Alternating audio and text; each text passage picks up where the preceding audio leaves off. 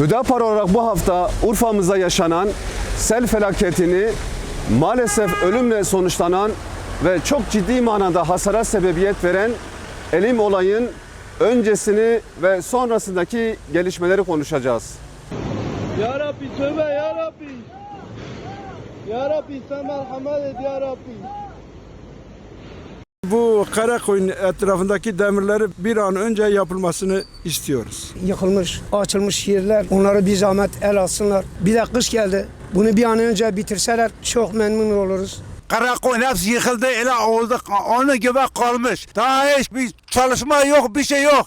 Sesimizi haykırıyoruz. Bir türlü bize ne anlayan var, ne soran var, ne bilen var. Tarafı darmadağın içinde perişan haldeyiz. Yine kış geldi. Mümkünse yapsalar çok iyi olur. Çünkü çoluk ve çocuklar perişan oluyoruz. Belediye başkanımızdan buranın yapılmasını istiyorum. 600 metreye geldim bak.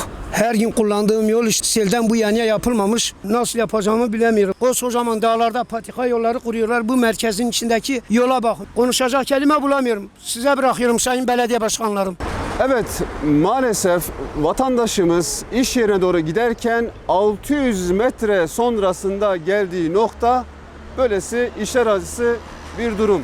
Ve vatandaşımız tekrar 600 metre geri gitmek mecburiyetinde kalacak. 17 insanımızın hayatına mal olan birçok iş yerin, evin, arabanın tamamen kullanılamaz hale gelen bu süreçte bizler bu acı olaydan dersler almalıyız.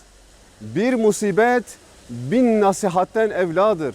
Elbette ki bu felaket sürecinde devlet, millet ve yerel yönetim el ele verip çalışmalar ortaya koydu. Hizmetler sunuldu.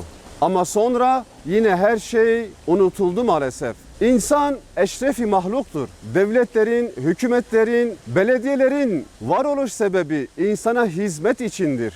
Bu hizmet anlayışı deneme yanılma veya bir felaketten sonra adım atma gibi olmamalı.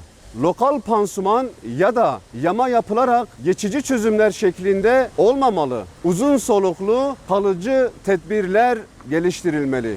Sosyal hayatın her yerinde ortak aklın gerektirdiği hizmet anlayışı sunulması lazım.